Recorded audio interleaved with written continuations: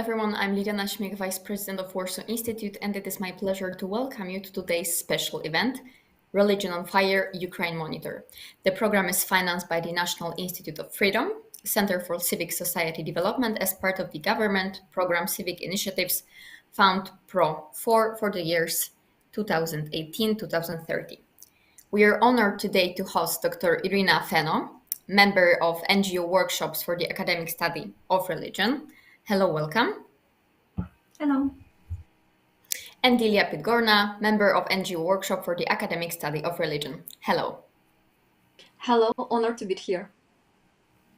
Well, first of all, I would like to thank you for your willingness to participate in today's event. And second of all, I would like to also thank you for what you're doing. I mean, for a good job that you're doing in your NGO. And today we will focus on your project, which has actually been going on since March. And I'm talking here about the Religion on Fire, documenting Russia's war crimes against religious communities in Ukraine. So, Irina, I would like to start with you. So could you tell me what is the project about, like very basics for the audience, because maybe people don't know and would like to find out what's going on. Yeah, thank you very much, first of all, for the invitation. And it's also a huge honor for us to have such opportunity to present the results and our project. So our project was launched as a response of Russia's full-scale invasion of the Ukraine. And in March 2022, our organization, Workshop for the Academic Study of Religion, initiated this project.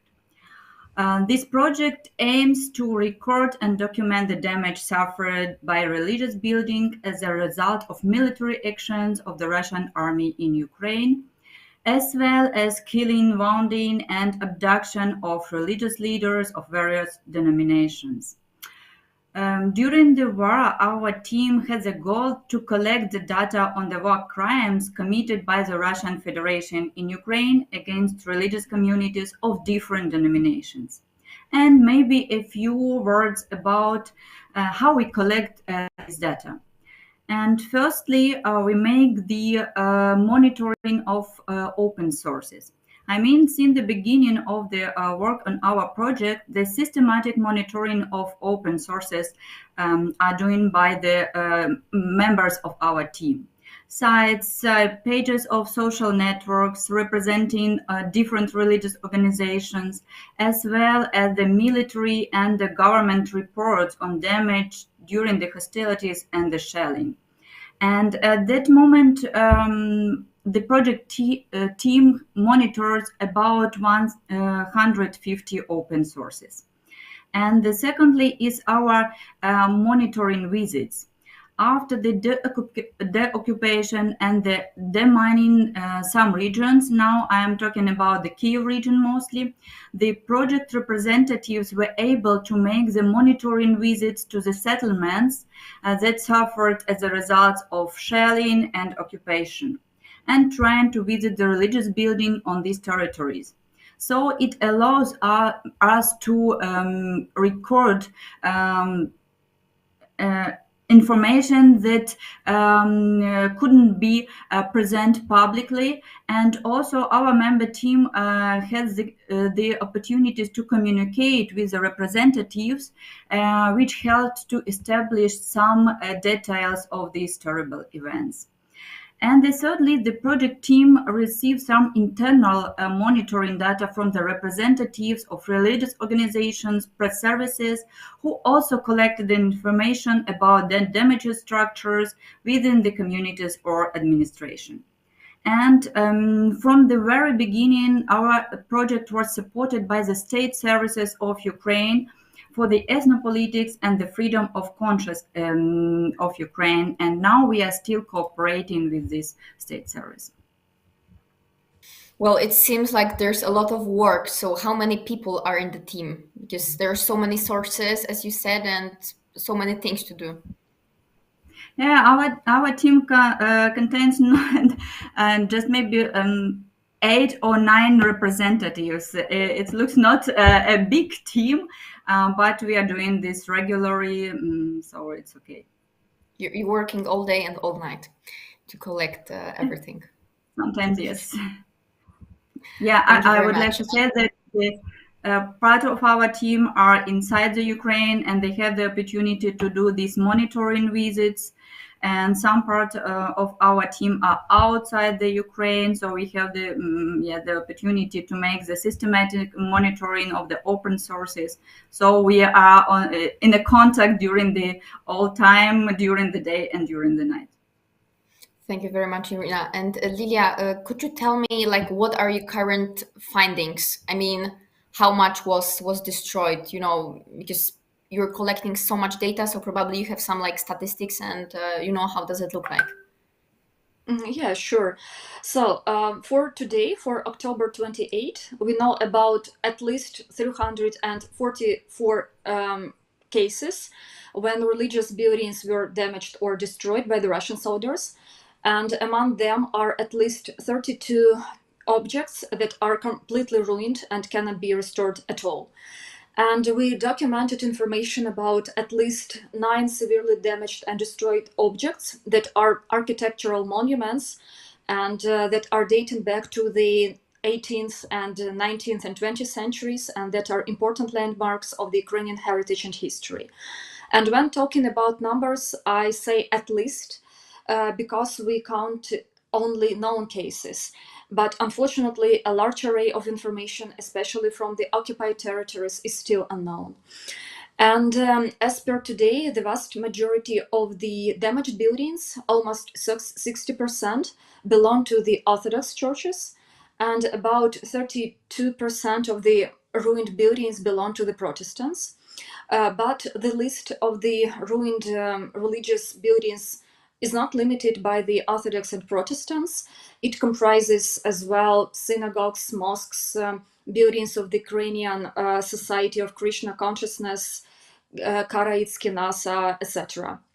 And while predominantly places of worship are damaged, but we also know about attacks on religious educational institutions and religious libraries as well. And we know about at least 6 cases when religious educational institutions were damaged. And that proves that Russian army tries to destroy not only our heritage and spiritual past, but also our future. And when gathering information, we try not only to document the fact that the building was destroyed, but also we define the damage degree. We try to collect as many photos, videos, and witnesses as possible. And as Irina has already mentioned, an important part of gathering information is our own field investigation. And within the framework of this field research, our team has visited more than 30 settlements, predominantly in Kiev region, that were under occupation in February and March.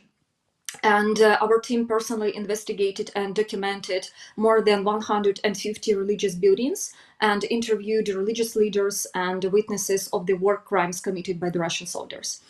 We also tried to analyze the type of the bombardment. And it's possible we try to document whether this bombardment was indiscriminate or deliberate. So for now, we know about at least 5 cases when religious objects were deliberately destroyed. And that's the case, for example, of the Zavorichi village, the St. George church there, and so on. Also, we know about cases of looting by the Russian army when religious buildings were looted. And by the way, one of the first cases of such looting documented by our team was the case of looting liturgical objects in the Sacred Heart of Jesus Theological Seminary in Vorzel, Kiev region. And the seminary was looted in March, and among the rest, the looted object included a chalice that Pope John Paul II had used during a mass celebrated in 2001 when he visited Ukraine. And we document cases when Russian forces use religious buildings for their own war purposes. That is a very strict violation of international humanitarian law.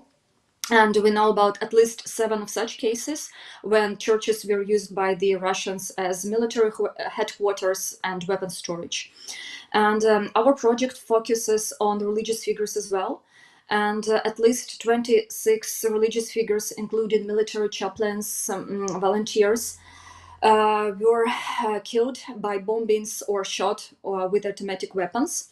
And the Russian occupation administration also kidnapped religious figures, and they force them to cooperate or leave the communities. And one of the probably the most well-known case of kidnapping is the case of the Odessa priest of the OCU, this Orthodox Church of Ukraine, Vasil Verozub, who was illegally detained by the Russians from February 27 to May the 6th. And this is the case of one of the longest captivity. And unfortunately, we have very little information from the Ukrainian territories currently occupied by Russia. And I'm afraid that after their liberation, we'll have so many new cases to document. And please tell me, what do you do after you collect all those findings? Do you write like report, and whom then you can give it? I mean, to really makes people realize what's going on in Ukraine. Delia, so what's happening with the findings? So actually, we, when gathering all this data, we have 2 purposes in mind. Let's call them juridical purpose and informational purpose. So in order to bring those responsible for war crimes to justice, documenting and collecting evidences of the crimes is crucial. And keeping that in mind, we cooperate with lawyers. And I hope that all the data we collect will be used in future in Ukrainian and international courts as evidence of war crimes. And thus our project makes a tiny contribution into justice and secures justice for victims and survivors of these atrocities. And as for the second, let's say, informational purpose of our project, we try to make the collected data available for the general audience. Currently, we are trying to make as many people aware of what's going on in Ukraine, and we are trying to spread the word about Russian aggression and Russian crimes against religious communities of Ukraine. Our project has a Facebook page, we have a Twitter account and YouTube channel with up-to-date information and where we share our news and US findings. In future, we'd like to create a website making our whole database available for the general public with all data we collected, with all photo and video materials. And we hope that can be useful for scholars, journalists, governmental, non-governmental organizations, and for everyone who is interested in the topic. Thank you very much. Well, certainly. I mean, what's going on should be documented, and then it should be used to really punish all those people who are causing such relations. And Irina, could you tell me, well, Lilia already said something about it, but why Russia is destroying like religious communities in Ukraine? I mean, it seems to be that religion is very important for Ukrainian society, not only for Ukrainian society, but I would say for the whole eastern part of Europe, because I can imagine that for some countries, for some of the societies in Western Europe, it wouldn't be so important as it is for Eastern Europe. So tell me, why they are destroying it? Yeah, it's a quite difficult question, but maybe, I'm a bit continue what Lida have already said. Some religious sites have been shelled as a result of indiscriminatory bombing, while others deliberately destroyed with the machine guns or artillery. And currently, there are no official investigations results in most of the cases, but we can reasonably claim that some of the attacks on religious buildings were deliberate. And first of all, there are some published testimonies of the witnesses who have seen that the specific religious building has been targeted from the large caliber machine guns or the weapons. And as Lila mentioned, there is a case of the village Zavorichi Kiev region. Also, we can say the same case in the Irpin Biblical Seminary and so on.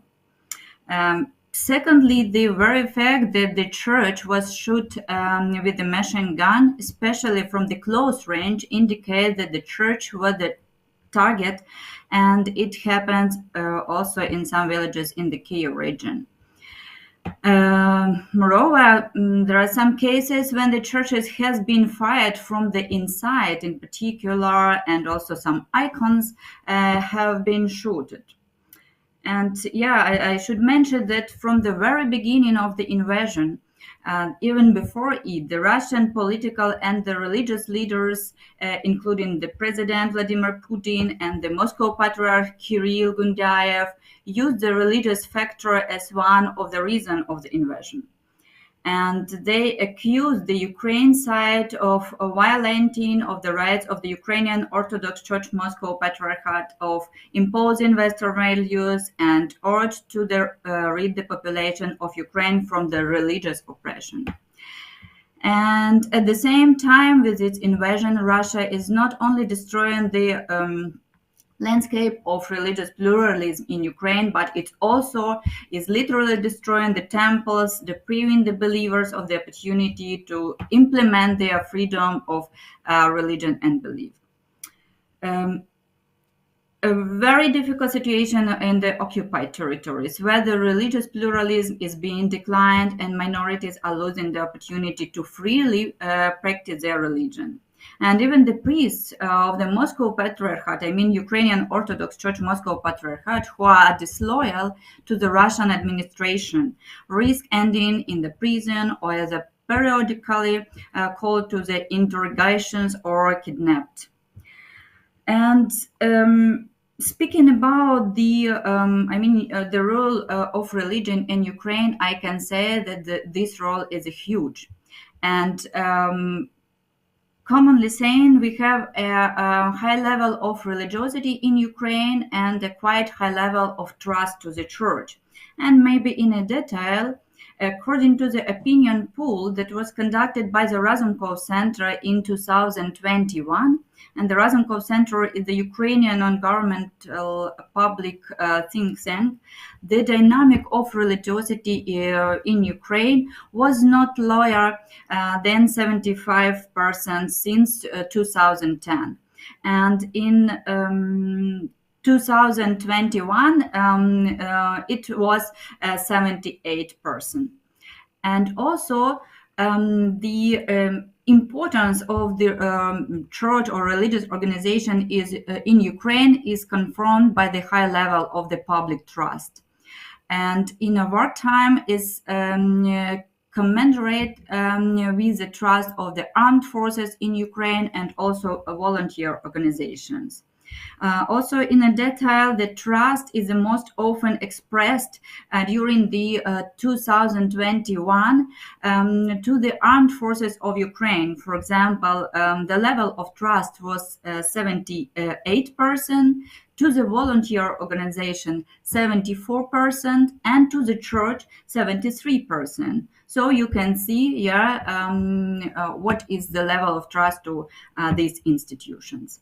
And it should be noted that in contrast to the Russia, whereas the Russian Orthodox Church had the special status in the country and serves as the ideological support of the ruling regime, religious organization in Ukraine, especially after the Orange Revolution or Revolution of Dignity 2014, became the active and the equal actors in the civil society, and they influenced and are still influencing for the formation of the public sentiment and the positions. Thank you very much. Now I have a question for both of you. So how do you assess Pope Francis' actions in the face of the tragedy that's happening daily in Ukraine, Irina? I understand his pacifistic position. I mean, the Catholic Church always demonstrates such positions. And even in his late encyclica Tutti Fratelli, he explained this idea of brotherhood and this idea of peace building in the world. Even in this encyclica, he mentioned that we are in the face of the Third World War. But the reaction of the Pope Francis for the events in Ukraine accepted by the Ukrainians not so clear.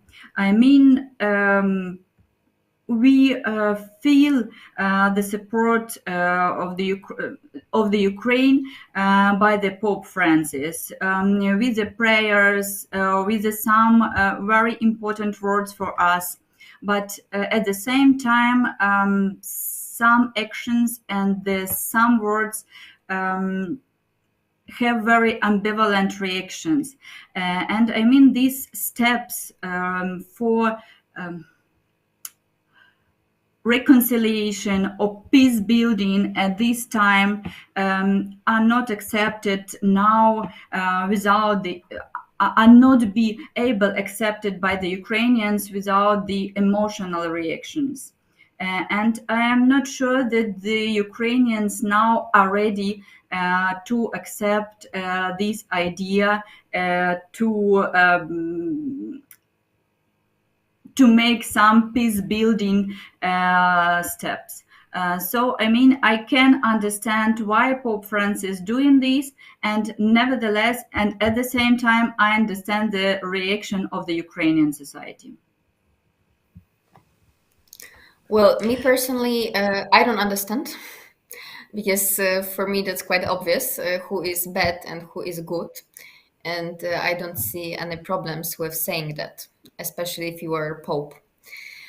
So for me, that's completely ununderstandable. So that's my opinion, and I'm saying it as a Catholic. So I can add, if I may, just because the Catholic Church made a lot of steps to have this ecumenical dialogue with the Moscow Patriarchate, and to make these geopolitical connections with the Russian Orthodox Church, and it was not so successful. And as I understand now, just to be in a silent in pronunciation who is the enemy and what is the reason, just Pope Francis had this idea still have these ecumenical contacts and so on.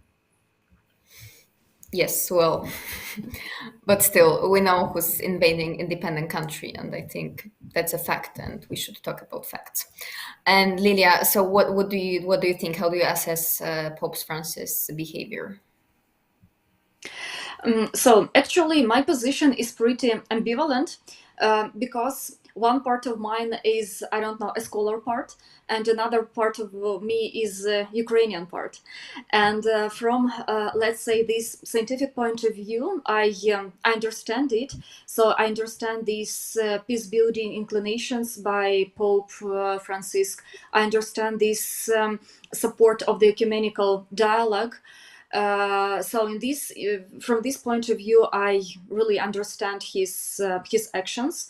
But a piece of me who is a Ukrainian one, of course, this part of me wants justice. This part of me wants support. This part of me wants black to be called black and white to be called white. Not this, silence that sometimes is heavier than strong words. So that's why pretty much I don't know, let's say it's a very, very difficult topic, but I see that position of the Pope has really changed during this even last six months. So who knows what will be next. Maybe later his position will be more clear and more supportive for us. Thank you very much. And Irina, is the world interested in the project, in your project? Do you get any, media requests? How does it look like? Yes, I can say yes. Our project is quite interesting for the European countries and America. And I can just mention some media. And for this media, our team has already given some interviews. For example, European Times, Deutschlandfunk. Also, we presented the results of our project in the Symposium of the Law and Religion in USA, in the Congress of Central and East European Studies in Berlin, Germany. And I can say that this project is interested as for the, let's say, this scientific part, and also for just more spread audience. And there is an interested in the topic of the results of the project, and the key issues or key questions that are interested are, for example, the state of ensuring religious freedom in a wartime, religious life in occupied territories, also, our experience in documenting destroyed and damaged religious buildings, how information is collected, how the cases are described, and also religious buildings are the part of the cultural heritage of Ukraine, so how we can protect them. And also, at the beginning, our project gained the support from the International Center of Law and Religious Studies in USA. So, I think it's also one of main tasks of us. It's just to make this problem more spread in the European countries and in the US, and we try to do it. Thank you very much. And Lilia, so do you have any like NGO partners from different countries that help you with spreading of this kind of information, or how do you spread it? Like, what are your main channels? Social media or interviews? So how do you do it? Thank you.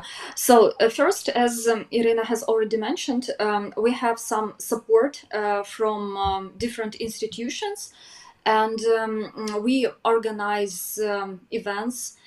So some of the representatives of different institutions participate in our events. Sometimes we take part in different events made by other universities from the USA and from Europe. That's so the first line of support and cooperation, and the second line is actually our activities. And as you mentioned, we have our Facebook page, we have also Twitter channel, we have YouTube channel, and we try to make different materials available for the audience. We try to visualize somehow data that we collect. Once in 2 weeks, we publish current infographics with our results. I mean, the general statistics of the ruined buildings, types of these buildings, religious denominations, and so on. We also make by our own very small videos about different ruined objects, other about buildings or about monasteries. Or about cities and the situation with the religious objects of this city. Also, we prepared a video with the position of the Russian religious leaders toward the war of Ukraine, and the video is about their support and how they call people for action to participate in this war. And what are your predictions? I mean, how will the situation develop? Do you think that the Russian troops will make will destroy more and more, or what do you think, Lilia? It's a very difficult question to know what's going on in their heads, but I think if actually currently I'm sure for 100% that their main task is to completely tear our country off the ground. So make just ashes instead of our country. And so if they have enough strength, they will ruin everything. So I'm definitely sure about that. As we see that Russians ruin even objects that are should be sacred for themselves, like for example objects of Lavra in Svyatogirsk. So there are really tons of such evidences. And even if they ruin objects that are important for them, it means that they can easily ruin everything that is important for us. And thus, if they are not stopped, these statistics of ruined buildings will be growing significantly. But I really hope that our army, that the help from European Union, the help from the USA will help to stop this evil. Thank you, Lydia. And Irina, what do you think? Like, what are your predictions? Yeah, my predictions are almost the same as Lilia. I understand that the religious building, churches, I mean some educational institutions, are not valuable for Russian soldiers. They are destroying, stealing, and so on. Even we know the cases when the churches became just the logistic centers, some places for the settlement soldiers, and weapon gathering, and so on. So I understand that our religious heritage is not protected in face of Russia invasion. And even at the same time, this experience of the occupation territories demonstrate that the religious communities and minorities, especially, are in the face of the so strong danger for the persecution, for the kidnapped, and so on. I'm really hope that we will stop this aggression and we can protect our people, our heritage, and our religion from this terrible invasion. And Irina, well, we all want to stop it. And how do you assess the help from European Union? How do you assess help from the US? I mean, is it enough? Or some of the countries should really do more? Well, in my opinion, yes, but I'm not, Ukrainian. I'm not there. But from my perspective, we don't do enough to help you. So, what is your idea about it? For sure, as a Ukrainian, I can say we need more. Just because the rocket attacks are still successful and they are still destroying our civil buildings, our infrastructure, our churches. But at the same time, I can say that the European countries, USA, demonstrate so high level of support and solidarity in Ukraine at the different level. I mean, with the weapons, I mean, with the diplomatic steps, and also even with the humanitarian support. So let's say that the European countries and the US are doing as they can, and for sure it can be more, but I understand that also it's not so easy to be involved in this war in this time to the European countries and the US.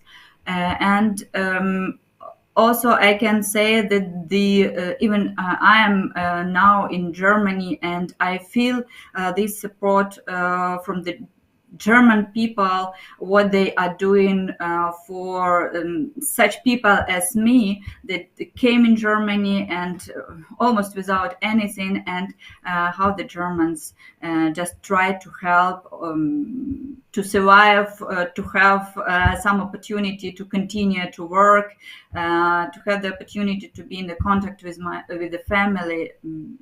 So yes, I just would like to say thank you for everybody who supports the Ukrainians in Ukraine and outside the Ukraine. It's a huge level of unity and solidarity with the Ukrainians.